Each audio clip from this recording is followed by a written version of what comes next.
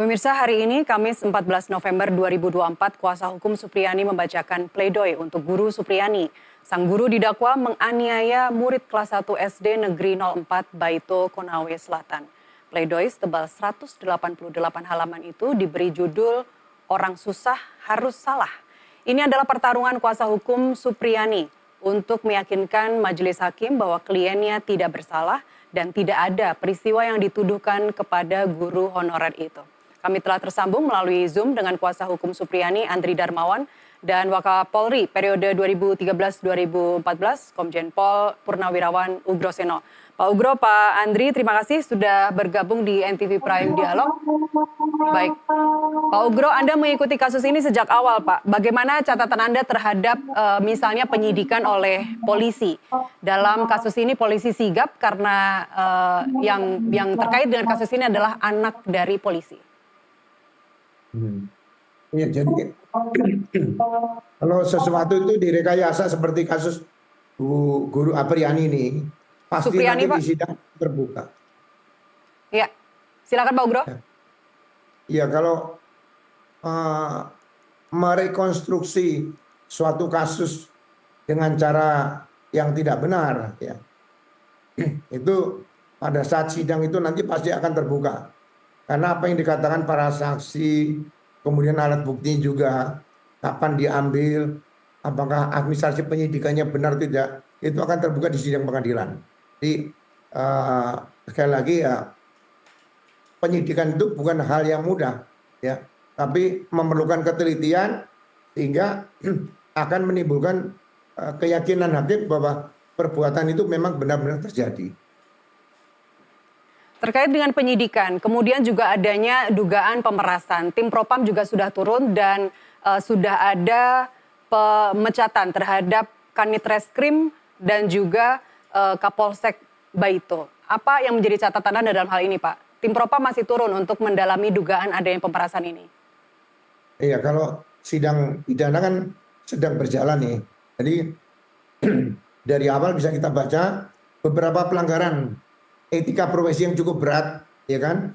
Mulai dari laporan polisi dibuat, sebelum laporan polisi dibuat, mereka sudah menyita barang bukti.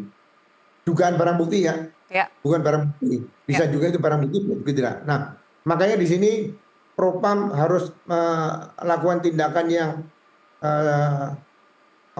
tindakan yang benar dan baik supaya bisa menemukan bahwa dalam peristiwa penyidikan kasus Apriyani ini ditemukan pelanggaran etika profesi yang berat dan anggota polisi tersebut harus ditindak tegas supaya tidak terjadi di beberapa tempat nantinya. Baik, saya ralat juga pencopotan terhadap Kapolsek dan juga Kanit Reskrim Polsek Baito. Ini semuanya berjalan cepat. Dari April kemudian juga ada upaya-upaya mediasi. Apakah Anda melihat karena ini melibatkan anak seorang polisi sehingga memang dilakukan sidik dan lidiknya itu begitu cepat? Bagaimana jika terjadi kepada orang lain? Kita tidak melihat perkembangan kasus yang begitu cepat ya Pak Ugro? Ya, sebetulnya ini hanya kasus perbuatan oknum ya, oknum. Ya, termasuk juga oknum dari kejaksaan yang diduga turut melakukan pemerasan. Jadi perbuatan-perbuatan oknum ini tidak bisa dikatakan bahwa polisi semua seperti itu. Kalau menyangkut anak polisi, ya seperti itu harus cepat. Ya tidak. Ya biasanya ada oknum yang merasa pangkatnya lebih tinggi dari penyidik atau penyidik pembantu. Nah di sini dia menunjukkan powernya powernya di situ. Ya jadi sekali lagi Propam harus menonaktifkan semua yang diduga terlibat, diperiksa dan disidangkan sampai tuntas. Kalau memang diperiksa tidak bermasalah, dikembalikan lagi ke posisi jabatan semula. Tapi kalau memang ditemukan alat bukti yang cukup kuat, sidangkan. Nah, hasil sidang nanti mengarah kepada ya harus dicopot atau mungkin yang terberat sampai ke pemberhentian tidak dengan hormat atau PTDH di situ. Baik, Pak Ugro, dalam institusi Polri apakah memang pemeriksaan dari Propam seperti ini harus transparan, harus terbuka, bisa diketahui oleh umum? Ya, saya dulu pernah Kadipropam, ya. Seharusnya dibuka kepada publik. Karena waktu saya Kepala Lembaga Pendidikan tahun 2011, ya, itu pemeriksaan propam itu diumumkan pada publik. Sehingga publik kalau mau menonton, melihat, itu merasa bahwa sudah melaksanakan tugasnya propam itu secara proper di situ. Jadi bagi saya propam itu jangan lagi di bawah suatu sidang yang harus tertutup, rahasia dan sebagainya. Jadi benar-benar akuntabilitas sidang kode etik tadi harus bisa dihadiri masyarakat, kan? Tidak ada masalah. Diberikan pemberitahuan mungkin pada publik, nanti yang mau hadir memberikan apa, mendaftar. Ya. Nah, kalau sudah penuh ya udah, tapi mungkin diberikan kursi berapa lah supaya bisa benar-benar bahwa polisi melaksanakan tugas kepropaman dengan sempurna seperti itu. Baik, baik. Pak Ugro, saya ke Pak Andri yang baru bergabung. Pak Andri Darmawan, kuasa hukum dari Ibu Supriani.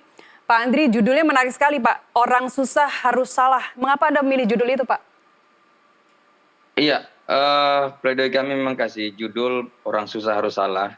Ini untuk menggambarkan betapa seorang guru honorer ya, Supriani, gaji 300.000, harus berhadapan-hadapan dengan kuasa aparat penegak hukum ya. Kita mulai lihat dari proses awal penyidikan, berhadapan dengan polisi, kemudian di kejaksaan juga.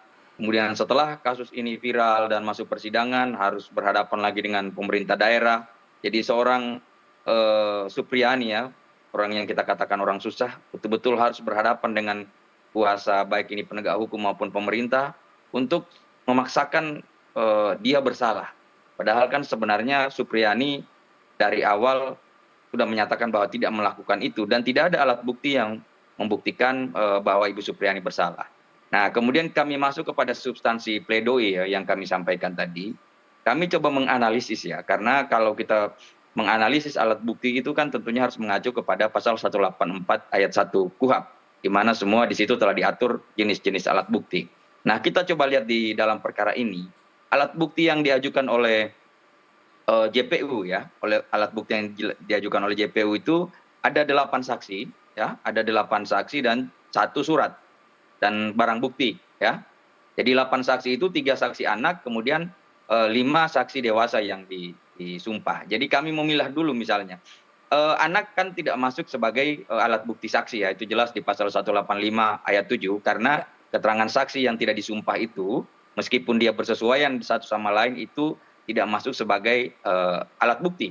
Namun apabila keterangan itu sesuai dengan misalnya keterangan saksi yang disumpah, dia bisa dipergunakan sebagai tambahan alat bukti sah yang lainnya ya. Jadi kami pisahkan dulu, belakangan baru kami bahas. Nah, kita misalnya 5 saksi tadi yang disumpah, itu 2 orang adalah ayah dan ibunya korban, itu tidak bisa kita gunakan terkait dengan masalah kejadian tersebut karena mereka tidak tahu, tidak melihat langsung dan tidak mendengar langsung. Jadi cuma mendengar cerita dari anak korban sehingga kesaksiannya ya bersifat testimoni di auditu. Nah, kemudian ada 3 saksi guru. Ada 2 saksi guru yang memang ada pada saat kejadian itu. Yang paling utama adalah saksi namanya Lilis Herlina Dewi. Lilis Herlina Dewi ini adalah wali kelas murid kelas 1A. Itu clear mengatakan bahwa dari pukul 8 sampai pukul 10 itu tidak ada kejadian pemukulan karena dia yang mengajar di situ. Memang dia sempat keluar dari ruang kelas itu pukul 9.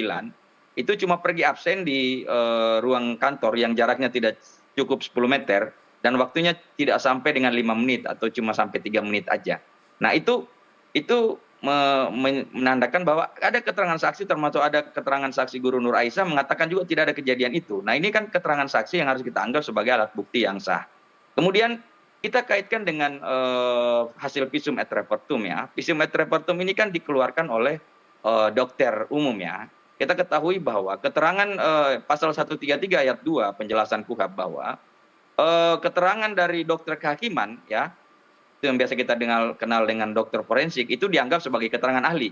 Kalau keterangan bukan dari dokter kehakiman, itu dianggap keterangan biasa saja. Nah, kita melihat bahwa di hasil visum itu kan cuma menyebutkan itu adalah kekerasan tumpul, tapi tidak dijelaskan bahwa ini penyebabnya seperti apa dan benda apa yang menyebabkan. Nah, sehingga kami menghadirkan ahli forensik di persidangan, ya. Ahli forensik di persidangan diambil sumpahnya, itu dengan clear dan tegas mengatakan bahwa berdasarkan foto luka dan hasil visum itu diketahui bahwa ini bukan akibat pukulan sapu, ya. Luka ini bukan akibat pukulan sapu, tapi akibat gesekan dengan benda yang permukaannya kasar. Ya, jadi sudah dua alat bukti yang membuktikan bahwa Ibu Supriani tidak bersalah, tadi keterangan saksi dan keterangan ahli tadi kan. Kemudian juga barang bukti, kita bisa lihat bahwa barang bukti itu celananya tidak ada sobekan atau gesekan, karena misalnya tadi kayak luka begitu, karena pada saat katanya dipukul kan masih memakai celana. Nah itu tidak ada bekas di situ bahwa dia pernah tersentuh gesekan benda kasar atau tajam. Jadi barang bukti tidak membuktikan. Nah terakhir itu keterangan anak ya, keterangan anak. Nah keterangan anak ini tidak bersesuaian semua dengan saksi tadi, dengan keterangan ahli. Misalnya anak mengatakan dia dipukul jam 8.30. Tidak bersesuaian dengan keterangan Ibu Lilis bahwa dari jam 8 sampai jam 10 itu dia masih mengajar. Kemudian ada satu lagi anak yang mengatakan dipukul jam 10. Jam 10 itu berdasarkan keterangan guru-guru yang diperiksa 3 orang itu sudah pulang semua murid SD. Jadi inilah yang menyimpulkan, akhirnya kan menyimpulkan bahwa memang tidak ada satu alat bukti pun yang membuktikan bahwa Supriani bersalah. Anda ingin mengatakan bahwa baik bukti material ataupun bukti langsung itu sebenarnya tidak terbukti, tidak bisa dihadirkan karena memang klien Anda tidak melakukan hal yang didakwakan atau disangkakan kepadanya. Tetapi Pak Andri, bukankah semua yang Anda sampaikan tadi adalah alasan bagi JPU untuk kemudian memberikan putusan onslah dalam hal ini? Iya, makanya kami heran juga ya. Kami heran juga kenapa justru JPU menuntut lepas ya. Karena menuntut lepas itu artinya JPU menganggap ini ada perbuatan. Nah itu yang kami kritik. JPU cuma menyatakan bahwa dia berkeyakinan bahwa ada kejadian antara pukul 8 sampai pukul 10 pemukulan itu. Nah ini kan sangat absurd menurut kami. Bagaimana jaksa cuma mendasarkan keyakinannya kepada sesuatu yang tidak ada alat buktinya gitu. Baik. Artinya kalau kita bicara bewitch minimum, pembuktian minimum, kan minimum ada 2 alat bukti. Nah kami bertanya alat bukti yang mana yang dipakai jaksa? Seperti yang saya uraikan tadi, nggak ada. Bahwa keyakinan itu nggak bisa berdiri sendiri, bahwa kalau cuma berdasar bahwa jaksa mempunyai keyakinan, berarti kita nggak perlu sidang kan? Kalau semua orang berkeyakinan dari awal, ya kami juga berkeyakinan dari awal, tapi keyakinan itu mestinya dibangun berdasarkan tadi syarat-syarat pembuktian. Baik. Minimal misalnya dia dilandaskan pada 2 alat bukti, seperti itu.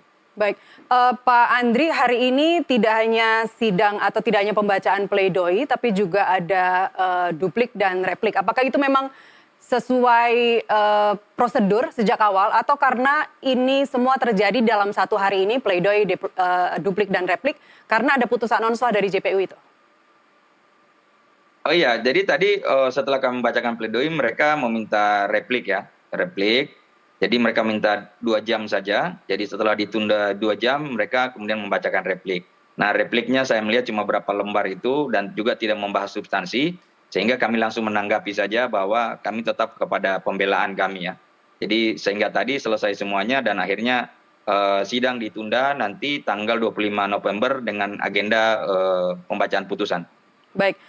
Pembacaan putusan tanggal 25 November ya, hari Senin depan ya. Saya ingin ke Pak Ugro. Pak Ugro, JPU memberikan putusan lepas atau onslah dalam hal ini. Apakah Anda melihat karena JPU sedang under pressure saat ini? Begitu banyak tekanan? Jadi dari awal mungkin sebetulnya jaksa tahu. Tapi karena mungkin ada permintaan dari pihak penyidik, dia tetap dipaksakan maju.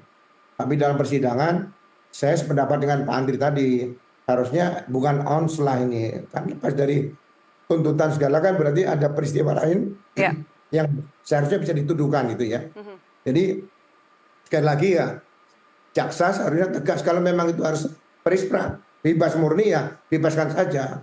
Jadi jangan dibawa, coba gradasinya diturunkan sedikit onslah. Menurut saya harus ada ketegasan dan kejelasan dalam tuntutan yang disampaikan oleh jaksa di situ. Dan sampai di penyidik tidak salah, di JPU salah juga. Pak Ugro, meskipun putusan onslah pun kalau nanti hakim mengabulkan tuntutan JPU begitu, itu kan tidak ada konsekuensi hukumnya, Pak? Iya, Pak, kan harus diturunkan. Ada komisi yudisial, ada komisi kejaksaan, ada jamwas, ada Komisi Kepolisian Nasional.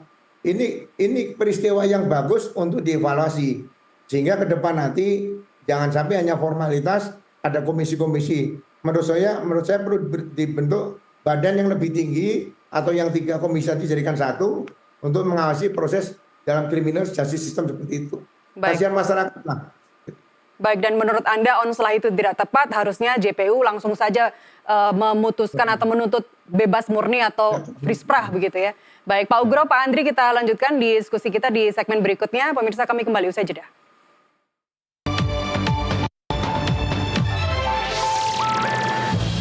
Kita lanjutkan dialog. Saya masih bersama Kuasa Hukum Supriyani, Andri Darmawan, dan Wakapolri periode 2013-2014, Komjen Pol Purnawirawan Ugroseno. Pak Ugro, saya ingin kembali ke Anda, Pak. Kalau kita menyelami pemikiran hakim, kita berhipotesa. Secara teoritis, hakim bisa saja dalam hal ini menolak tuntutan JPU. Nanti putusan tanggal 25 November Senin depan. Tapi dengan public opinion dan juga eskalasi yang begitu luasnya saat ini, apakah menurut Anda bisa saja hakim akan mengabulkan tuntutan jaksa, artinya onslah tadi, atau hakim sebenarnya punya keyakinan sendiri yang kemungkinan akan berlawanan dengan apa yang dituntut oleh JPU? Kita berhipotesa, Pak Ugro. Saya rasa hakim akan memutus sesuai dengan hati nurani lah. Jadi sebetulnya hakim pun dari awal sudah bisa lihat peristiwa ini bagaimana sebenarnya terjadi. Ya. Jadi mudah-mudahan hakim punya nurani itu saja saya. Anda masih berkeyakinan ya, Pak? Ya, siapa lagi bisa dipercaya atas nama Tuhan yang Maha Esa? Itu kan hanya di pengadilan. Kalau di jaksa sama di kepolisian kan tidak ada seperti itu. Baik, kasus ini yang begitu banyak blunder, begitu banyak desakan, eskalasinya semakin meluas. Sebenarnya ini semua adalah sorotan terhadap kinerja polisi. Apa catatan terbesar Anda, Pak, dari kasus ini terhadap itu? Ya, yang saya rasakan begini, seolah-olah kalau penyidikan itu tidak boleh diintervensi oleh siapapun. Jadi kalau ada kesatuan yang terdepan adalah Polsek, ada penyidikan di situ, Kapolres boleh intervensi. Kalau intervensi pimpinan Polres kepada Polsek itu dianggap itu melanggar hukum acara pidana misalnya, atau hukum pidananya, pasalnya, sampaikan secara etika. Jadi jangan sampai penyidik itu merasa bahwa independen tidak boleh diintervensi. Aturan mana yang menyatakan begitu? Jadi kontrol pimpinan kepada dalam penyidikan itu harus lebih diperkuat lagi, dipertegas, sehingga penyimpangan-penyimpangan yang dilakukan dalam tugas penyidikan bisa dieliminir dan mudah-mudahan bisa dihilangkan sama sekali. Baik, Pak Andri masih bergabung bersama kami, Pak? Ya. Ya, saya ingin ke Pak Andri. Pak Andri, dalam sidang yang sudah berjalan beberapa kali ini, Anda selalu mengatakan bahwa ada kejanggalan, banyak kejanggalan yang terjadi. Kemudian juga Anda menuduh ada JPU tidak profesional, bahkan ada konspirasi. Apa sebenarnya yang membuat ini semua mengerucut terhadap kesimpulan-kesimpulan itu, Pak? Iya, perkara ini memang seharusnya tidak sampai ke persidangan ya. Tidak sampai ke persidangan akhirnya rame kan. Kalau dari awal bahwa perkara ini tidak dipaksakan ya. Dipaksakan mulai dari tahapan penyidikan, kita melihat misalnya barang bukti diambil sebelum ada laporan polisi ya. Kemudian bagaimana semua Supriyani dari awal ditekan ya supaya memberikan pengakuan. Ya, itu kan cara-cara kerja yang tidak profesional ya. Sehingga akhirnya perkara ini juga maju ke jaksa, yang kami harapkan sebenarnya jaksa kan menjadi filter ya. Filter di sini untuk memeriksa apakah perkara ini layak untuk diteruskan di persidangan. Tapi juga ternyata jaksa juga tidak melakukan fungsinya ya. Padahal di pedoman jaksa itu nomor 24 tahun 2021 itu kan jelas diatur di situ. Nah, di jaksa, tingkat jaksa cuma saya lihat dia memeriksa saja kelengkapan syarat formil ya. Syarat materialnya nggak diperiksa bagaimana, apakah ini alat buktinya misalnya saksinya memadai, apakah dia bersesuaian antara satu dengan lain, apakah alat bukti yang lain selain keterangan saksi juga mendukung. Nah, ini yang tidak dilakukan sehingga pada saat sampai ke persidangan akhirnya heboh seperti ini. Ditambah lagi kemudian terungkap fakta-fakta bahwa mulai dari tingkat penyidikan sampai tingkat penuntutan misalnya ada permintaan-permintaan sejumlah uang. Nah, ini kan yang semakin membuat bahwa perkara ini ada apa-apanya gitu dari awal ya. Ini bermasalah dari awal, bersengkarut misalnya dengan juga ada penyalahgunaan wewenang, ada pemerasan, nah seperti itu. Nah terakhir ini lagi ada keterlibatan Pemda yang seakan-akan memaksakan Ibu Supriyani untuk berdamai. Padahal kami melihat di situ adalah poinnya mereka ingin meminta pengakuan Ibu Supriyani bisa saling memaafkan supaya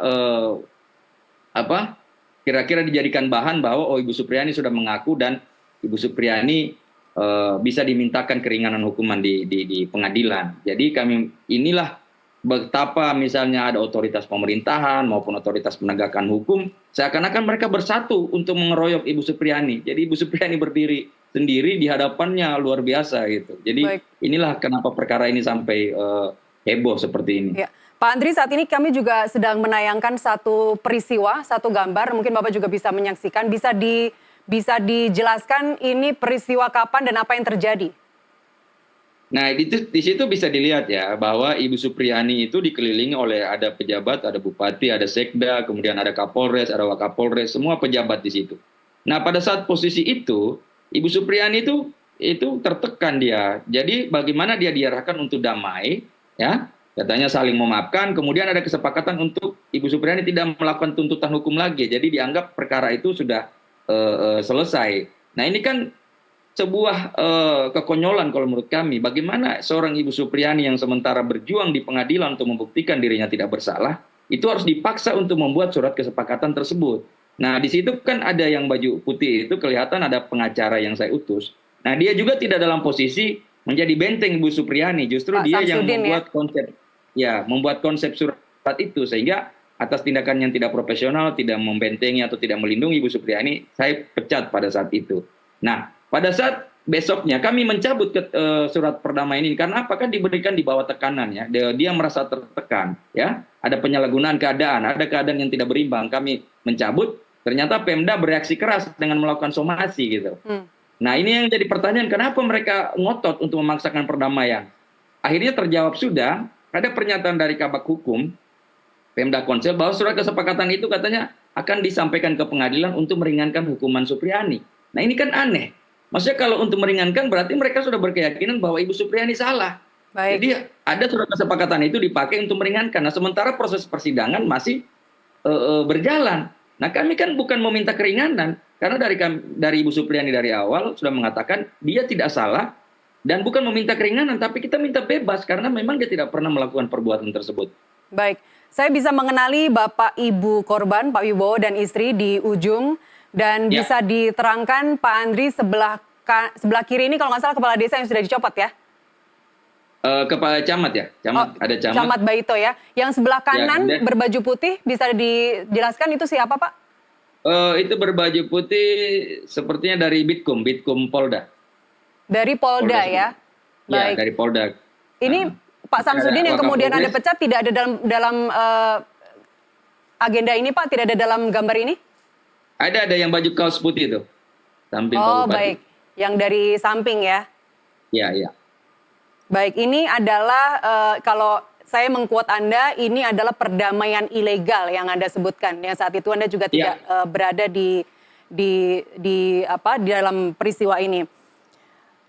Apakah masih ada permintaan damai dari baik pihak Pemda ataupun dari Polres Konawe? Iya, ini kan yang selalu disampaikan bahwa saya provokator katanya, saya menghalangi perdamaian. Padahal saya sebenarnya adalah membentengi Ibu Supriyani dari tindakan-tindakan yang merugikan ya. Karena setelah perkara ini viral, kemudian baru muncul di situ ada desakan-desakan untuk mendamaikan. Padahal sebenarnya saya tahu itu strateginya, bahwa bukan perdamaian yang mau dikejar di situ. Mau dikejar poinnya bahwa Ibu Supriyani itu mengaku salah dan meminta maaf. Karena itu akan membuyarkan semua kesalahan-kesalahan selama ini misalnya. Kita kan selama ini getol menyatakan bahwa ada kesalahan semua mulai dari penyidikan sampai penuntutan. Pada saat bahwa Ibu Supriyani kemudian dipaksa mengaku salah, berarti kan kita dengan itu akan dijadikan dasar untuk membenarkan semua apa yang terjadi selama ini, ya. Kesalahan-kesalahan itu seakan tertutupi nanti dengan pernyataan pengakuan Ibu Supriyani dan permintaan maaf Ibu Supriyani. Ini kan kami sudah baca dari gelagat di awal. Sementara kami dari awal, pada saat perkara ini sudah maju ke persidangan, kami mengatakan bahwa upaya-upaya untuk seperti itu kami tolak. Karena kami ingin fokus di persidangan, kami ingin fokus menghadirkan alat-alat bukti untuk membuktikan bahwa Ibu Supriyani tidak bersalah. Termasuk Anda juga meminta klien Anda untuk tidak menanggapi somasi dari Pak Bupati?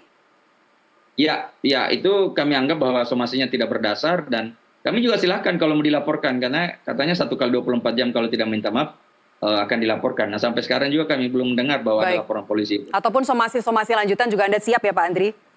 Siap, kami siap. Dari peristiwa perdamaian ilegal tadi, kemudian Bu Supriyani yang tadinya tanda tangan, kemudian mencabut perdamaian tersebut, ini yang disebutkan oleh kuasa hukum korban Pak Laude Muhram sebagai Bu Supriyani sebenarnya tidak konsisten dan dari awal berbelit-belit sampai terjadinya beberapa kali mediasi. Sebenarnya Ibu Supriyani tidak konsisten dan berbelit-belit. Tanggapan Anda Pak Andri?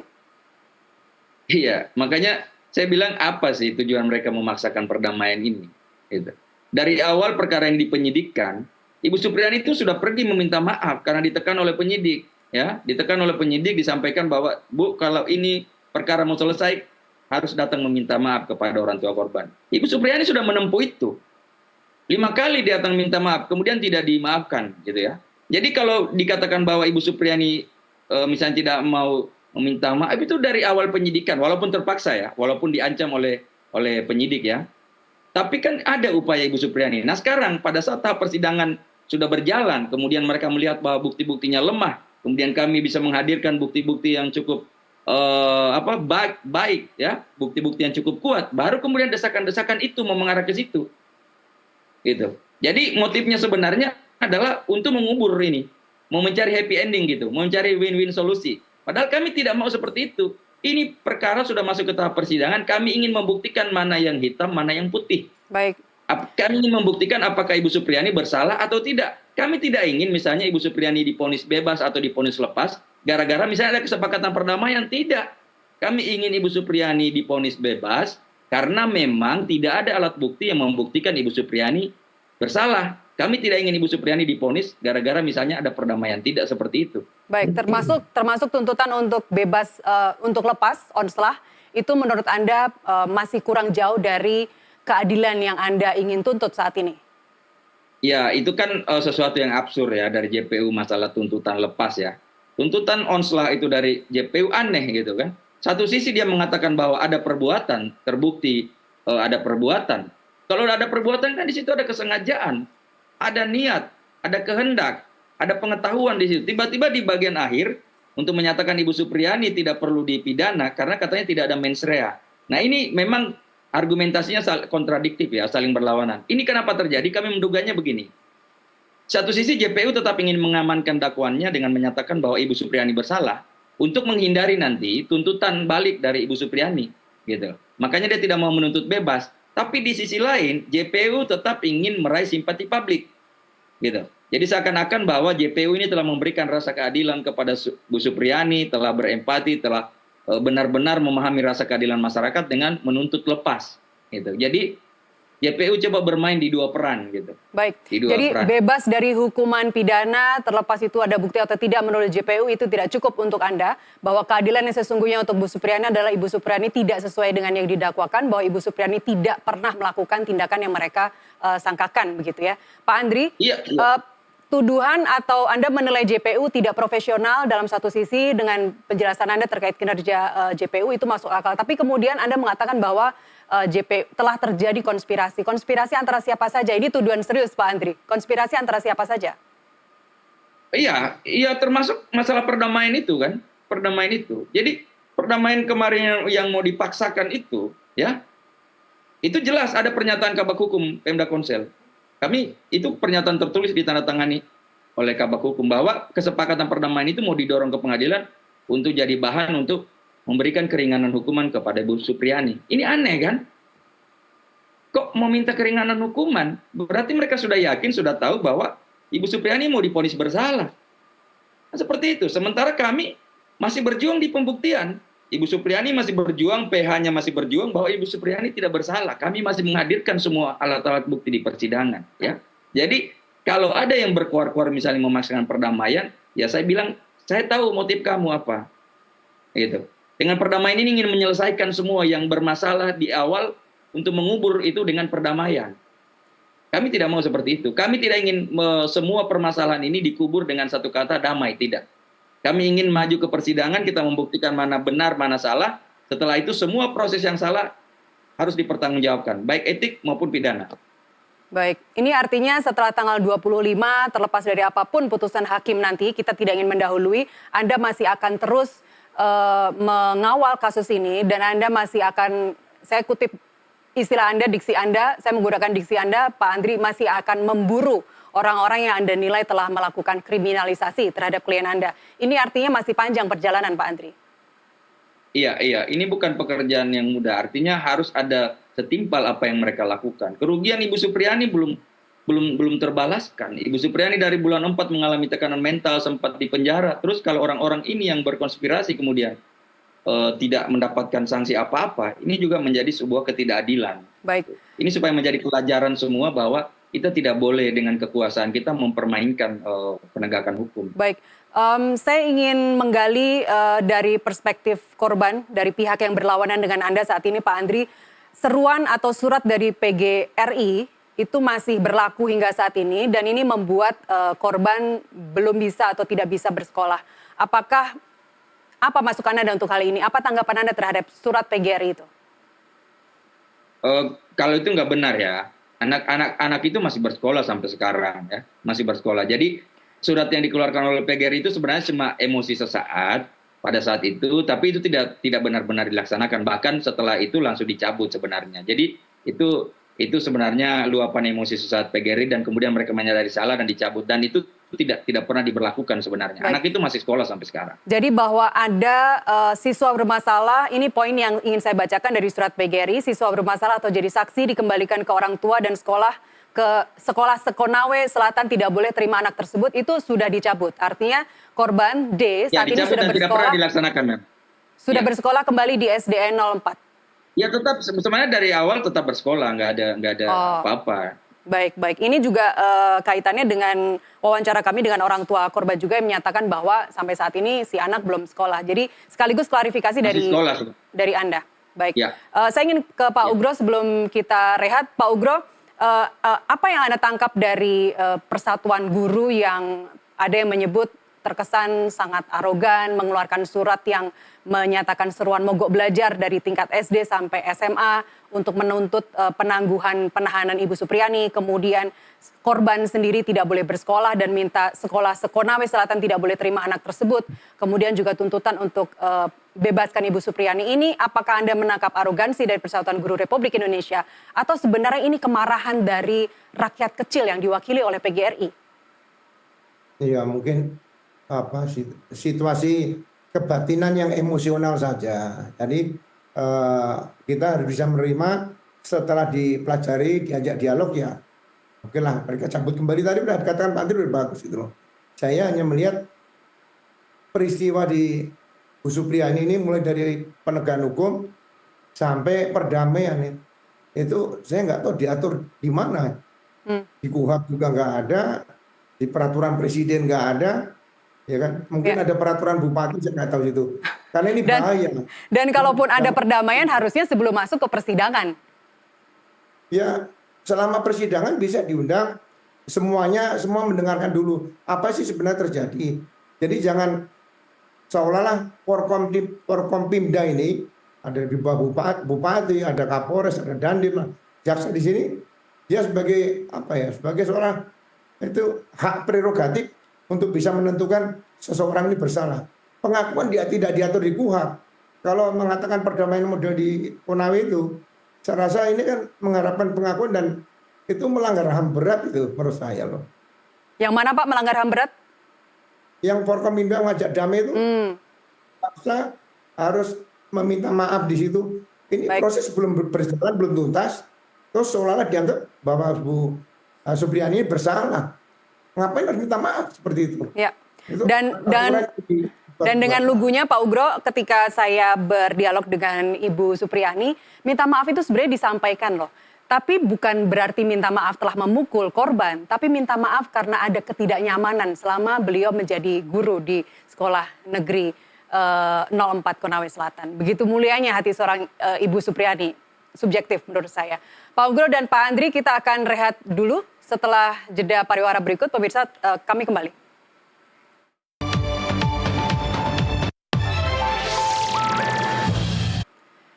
Kita lanjutkan dialog. Saya masih bersama kuasa hukum Ibu Supriani, Andri Darmawan, dan Wakapolri periode 2013-2014, Komjen Pol Purnawirawan Ugroseno. Namun sebelum kita kembali berdiskusi, saya ingin putarkan pernyataan Kapolri usai rapat kerja dengan Komisi 3 DPR RI pada hari Senin kemarin terkait dengan perkembangan kasus Ibu Supriani. Kita pendengarkan. Kalau terbukti bahwa ada transaksi 50 juta atau yang minta uang itu, saya minta untuk diproses dan dipecat. Yang pertama. Yang kedua, polisi saat ini sudah berusaha melakukan mediasi. Bahkan melibatkan bupati, melibatkan organisasi PGRI untuk kalau bisa ini dimediasikan. Karena apa?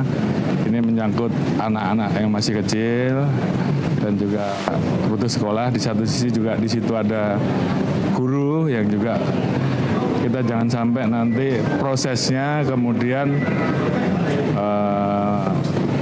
tidak baik untuk apakah pihak pelapor ataukah pihak yang terlapor.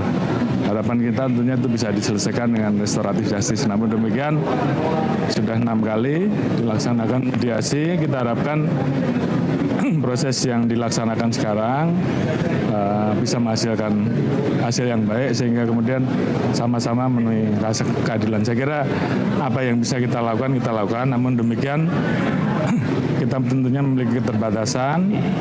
Proses sudah ada dalam persidangan, tentunya tergantung. Ya, kita lanjutkan dialog. Saya ingin langsung ke Pak Ugro. Pak Ugro, kita sama-sama dengar pernyataan dari Kapolri tadi usai rapat kerja dan Komisi 3. Tapi di dalam rapat kerja itu sendiri, Kapolri juga menyebutkan bahwa sebenarnya mediasi sudah berlangsung beberapa kali, namun gagal. Dan sebagian kemudian mengartikan bahwa Kapolri sepertinya berpihak. Tapi yang ingin saya tanyakan dari pernyataan Kapolri barusan, Pak Ugro, Anda melihat bahwa langkah Kapolri terhadap kasus Ibu Supriani ini dosisnya sudah tepat, atau justru sebenarnya Anda melihat bahwa Kapolri ini kok kurang update terkait dengan perkembangan Ibu Supriani sendiri? Karena kasusnya sendiri sudah bersidang 5-6 kali bahkan hari Senin kemarin. Silakan Pak Ugro. Iya, jadi peristiwa yang sebenarnya terjadi seharusnya Kapolda update tiap saat kepada Kapolri. Jadi jangan sampai Pak Kapolri hanya mengikuti lewat media. Kasihan Pak Kapolri, tugasnya banyak, ya. Tapi kalau dikatakan ada mediasi tadi, ya, menurut saya yang perlu disampaikan kepada publik ini, ada peristiwa apa sih terjadi? Oke lah, sekarang sedang sidang nih. Mungkin ya, kalau ini tidak perlu ada tim gabungan pencari fakta TGPF, ya kan? Ya, saya rasa Kapolres bisa mampu menyatakan peristiwa seperti ini, udah selesai. Jadi jangan bicara perdamaian dan sebagainya, udah. Ini masih dalam proses persidangan. Sehingga kalau bisa dibuka apa adanya, ya peristiwanya itu menurut saya itu akan menyelesaikan masalah. Baik, saya ingin ke Pak Andri. Pak Andri, Pak Kapolri bilang bahwa akan mengawal kasus ini sampai tuntas, bahkan dengan tegas jika memang terbukti anggotanya melakukan pemerasan, sanksi tegas bahkan sampai dipecat. Menurut Anda ini memang tulus dari seorang Kapolri untuk untuk mengawal kasus ini, atau sebenarnya Anda melihat ini seperti ya formalitas saja bagi seorang Kapolri? Silakan Pak Andri. Ya, saya pikir Kapolri harus bertindak tegas ya. Kita tentunya juga mencintai Polri. Polri ini institusi besar ya. Kalau ada aparat misalnya 1-2 orang yang melanggar ya, ngapain dipertahankan kan? Akhirnya misalnya di awal-awal itu kan kami melihat bahwa misalnya Polda turun, Polres turun, misalnya mengawal pelapor ya, korban. Itu kan seakan-akan kami ingin diperhadapkan misalnya dengan Polri secara institusi. Sekali lagi mengatakan bahwa kalau ada pelanggaran-pelanggaran prosedur ini yang dilakukan oleh oknum, oknum itu yang harus ditindak cepat. Nah sekarang kan misalnya setelah dilakukan pemeriksaan di Propam, kami juga sudah hadirkan Kepala Desa Ibu Supriyani sudah memberikan keterangan. Saya pikir harus ada tindakan yang lebih cepat lagi ya Pak Kapolri untuk bagaimana ini supaya cepat ada kepastian ya, bukan cuma sekedar dicopot itu, bukan cuma sekedar dicopot, harus ada cepat bagaimana proses etiknya misalnya bisa di. Jadi bisa menurut Anda Kapolsek Baito, Ibda IM dan juga Kanit Reskrim Baito inisial AM dicopot itu tidak cukup untuk Anda? Iya, kalau dicopot ya kan gampang saja. Orang dicopot misalnya dia pindahkan di tempat lain kan sebenarnya apa ya, belum ada efek gitu ya. Nah, terhadap tindakan-tindakan mereka misalnya meminta uang, kemudian ada menerima uang 2 juta, kemudian ada meminta 50 juta. Itu kan harusnya di pihak Propam harus cepat gitu ya. Ini kan sudah ada pemanggilan semua, sudah ada pemeriksaan saksi-saksi. Saya pikir ini bisa dibuat cepat supaya ada cepat kepastian bahwa mereka. Misalnya kan kata Kapolri tadi kalau terbukti, ya kami ada buktinya, ada saksi-saksinya kok semua, termasuk ada rekaman apa semua. Baik, Itu yang perlu sampai saat ini Pak Andri sebenarnya diperiksa oleh Propam setelah kalau tidak salah 7 anggota dari Polsek Baito, kemudian berbuntut dengan pencopotan Kapolsek Baito dan juga Kanit Reskrim, itu masih belum tambah lagi? Iya, dari polisi kan udah ada yang berapa yang diperiksa ya. Yang diperiksa? Kemudian dari kami ya. Yang diperiksa ya, Pak Andri? Dari kami, ya dari yang kami dengar informasinya ada Kapolsek, kemudian Kanit, kemudian ada dari Polres ya, sudah diperiksa. Nah kalau dari pihak kami kan, kami menghadirkan kemarin Ibu Supriyani, kemudian ada Ibu Guru, kemudian ada suami Ibu Supriyani, kemudian ada Kepala Desa, bukti rekaman juga kami sudah serahkan ke Propam. Nah ini bolanya sekarang di Propam, kita ingin supaya ini bisa diproses, bisa cepat, kemudian transparan penanganannya, ya, supaya masyarakat juga, ini kan masyarakat kan banyak yang selalu menyaksikan itu, apa benar polisi bisa memproses polisi kan, orang selalu mengaitkan bahwa jeruk tidak mungkin makan jeruk. Nah ini yang kita butuhkan prosesnya yang transparan gitu, karena sekarang masyarakat menanti bagaimana sih terhadap para pelaku-pelaku ini, apakah benar-benar nanti akan diproses sesuai dengan etik dan bisa transparan gitu. Baik, Pak Ugro, sejauh ini apakah Anda melihat bahwa tadi yang disampaikan oleh Pak Andri bahwa nggak mungkin polisi periksa polisi, jeruk makan jeruk. Anda lihat selama ini sudah cukup transparan Pak pengusutan oleh polisi, oleh tim Propam? Ya, sekarang yang akan memberikan penjelasan tentang bagaimana peristiwa itu sebenarnya, ini kan harus ada di awal. Ya kan, apakah dari Polres atau dari Polda atau mungkin dari Mabes Polri kan harus ada nih. Ya. Jadi sebelum itu bisa dijelaskan, ya jangan langsung, oh ini sudah ditindak karena apa? Peristiwanya sedang bersidang kok di situ. Jadi sekali lagi, ini peristiwa kejadian yang sebetulnya ringan, tapi karena hal-hal yang tadi mulai diarahkan minta maafin dan sebagainya, jadi persoalan tambah ruwet, ya kan? Ya jadi kalau Pak Jokowi kan ruwet, ini ruwetnya 6 kali mungkin ini, ya kan? Jadi sekali lagi saya berpikir sebaiknya ada yang bisa menjelaskan peristiwa yang sebenarnya ini apa. Itu dulu yang harusnya dijadikan pelimanya di situ. Baik. Saya terakhir ke Pak Andri. Nanti Senin tanggal 25 November adalah putusan hakim. Kita sama-sama tidak ingin mendahului seperti apa putusan hakim. Tapi apakah Anda masih perlu dukungan dari pihak-pihak di luar pengadilan dalam hal ini, ke Komnas Perempuan misalnya, apakah Anda masih butuhkan perhatian yang lebih luas lagi, dukungan yang lebih luas lagi, Pak Andri?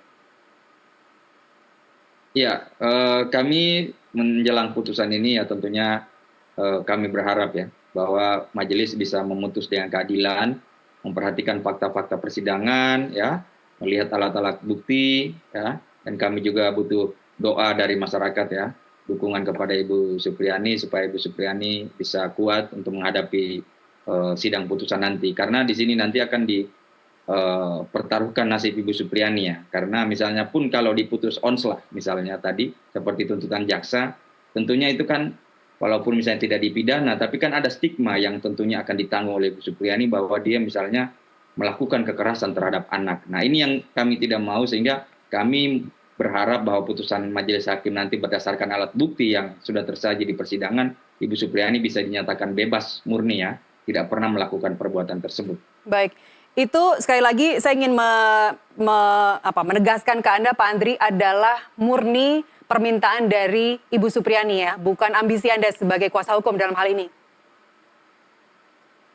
Ya, jelas bahwa permintaan Ibu Supriyani, dia sudah menitipkan, memberikan amanah kepada kami selaku pengacara untuk memperjuangkan, karena Ibu Supriyani menyatakan dari awal bahwa dia tidak pernah melakukan pemukulan ataupun kekerasan terhadap anak tersebut. Baik, Pak Andri, Pak Ugro, kita ketemu lagi nanti tanggal 25 November. Bagaimana putusan hakim untuk kasus Ibu Supriyani di Pengadilan Negeri Konawe. Baik, Pak Andri, Pak Ugro Sena, terima kasih telah bersama kami di NTV Prime Dialog. Sehat selalu. Ya, selamat sore, Nasri. Baik, Pemirsa NTV Prime masih akan kembali, tetaplah bersama kami.